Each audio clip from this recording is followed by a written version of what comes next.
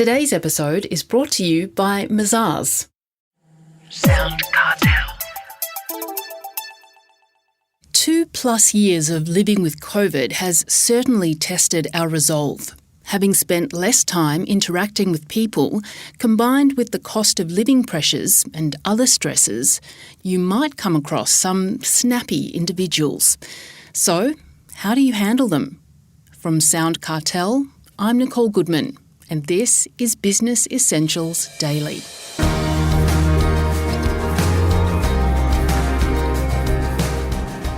There's no excuse for rudeness, but it happens, and we need to learn how to deal with it.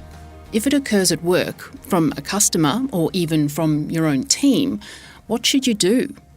Well, for answers, we turn to organisational psychologist and leadership expert Joe Hart. He says the ability to stay calm and empathise goes a long way to alleviating the situation. First though, what causes the bad manners of some people? Joe Hart explains to Chris Ashmore. The biggest reason and the biggest catalyst, I'd say, is stress. You know, when people are stressed, that's when they tend to lose their filter, they forget about what's going on around them, and they can let fly. I think we've all got that disposition. Some people have it more than others, and that might depend on your personality. But yeah, I think stress is the biggest catalyst, to be honest. So that should mean then that we should make allowances for people because we don't know why they're stressed or the situation they're currently in. Would that be fair to say? 100%. Yeah, I think perspective taking is one of the keys to ensuring that somebody's understood. So yeah, you don't know what's going on for them in their world. And so being able to empathise with them and understand that it's ultimately, maybe something you're not aware of that's driving their rudeness. So yes, it's unpleasant on the receiving end, but, take a bit of a moment to think, well, maybe they've got something going on. Are we getting ruder or less rude in this day and age? Or is it because people like me are getting older and perhaps less tolerant of people's behaviour?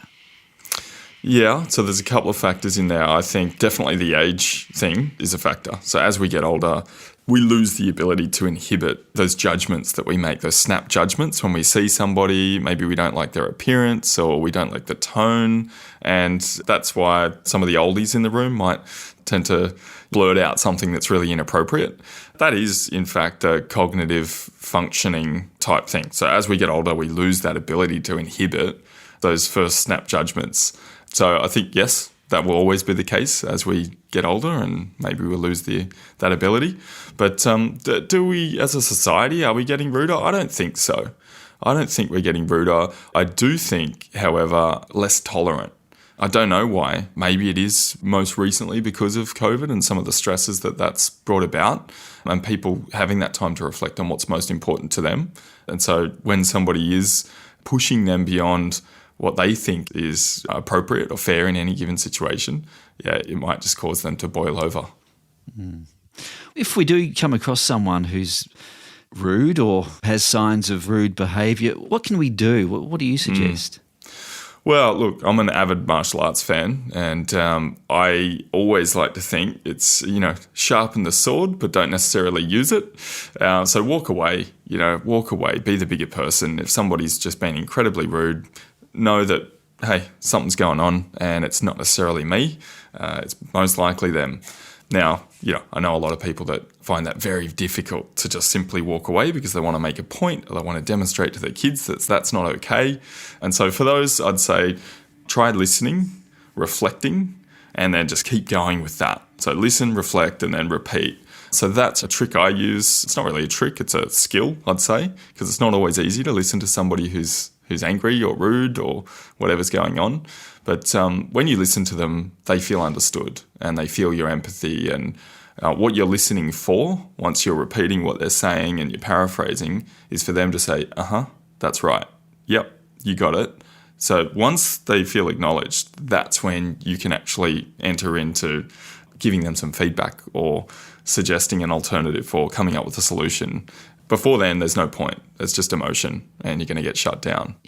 In a business context, say on the shop floor, and you have a irate customer who's being rude, sometimes you just can't walk away. You've got to stay there and sort the situation out. Any tips on how to deal with a rude customer? I think what I said before in terms of the listen, reflect and repeat, that is probably the most effective technique to sort of bring someone down a peg or two, just to enable you to meet them where they're at, for them to be understood. Because ultimately we don't know exactly what's driving all of that rudeness and anger in that customer.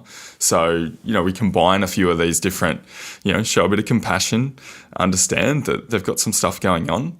So acknowledge it, then really listen. And you can't fake that. Yes, it's a skill, but you've really got to want to understand what's going on for that person. And so you've got to bring presence, you've got to bring compassion. You also have to calm your state because, we've got mirror neurons. So when I'm calm, you're calm as a result. And so that works a treat. When you're dealing with someone angry and you start to elevate and escalate, so do they. It just becomes this screaming match. So bringing it down a peg is, I think, the key. What about employees? How do you suggest business owners handle an employee who's rude to his or her colleagues? Yeah, so I'd say 99 times out of 100, this comes down to self-awareness. Yeah, so when I've worked with people that have been difficult or confrontational or challenging or not tolerant or whatever the euphemism that they're being described as is, I think it really is that they're not aware. They're like, well, what do you mean? That's how I talk to everyone. Of course, they're like, yeah, well, they took it the wrong way. So it really comes down to self-awareness and sitting that person down and saying, look, can we have a chat about how people are experiencing you and how I'm experiencing you, right? I think the biggest challenge when you're giving feedback to somebody who's lacking self-awareness is that feedback piece, right? No one wants to be that person who sort of shows them reality. Right? It's a crushing moment for anyone to go, wow, that's how people think about me. But it's a really important one for a business owner or a leader to be able to step into. So take that feedback that you want to give to them and deliver it from you to them directly, not from the team or everybody else. That can be secondary. Yes, people have brought that to me, but I really want you to hear this from me. That's critical. If you do that, and indeed they hear it and they acknowledge it and they continue to go down that path, you really need to manage that person accordingly, and I'd say manage them out. Too often you see a strong performer from a business results perspective stay in the business because they don't want to lose that revenue builder or revenue driver. That is a mistake culturally and for engagement, and you'll lose all of the respect from everybody else. So I'd say manage them out if they indeed don't act on that awareness that you've provided them and that opportunity to develop and learn and grow. That was organisational psychologist and leadership expert Joe Hart.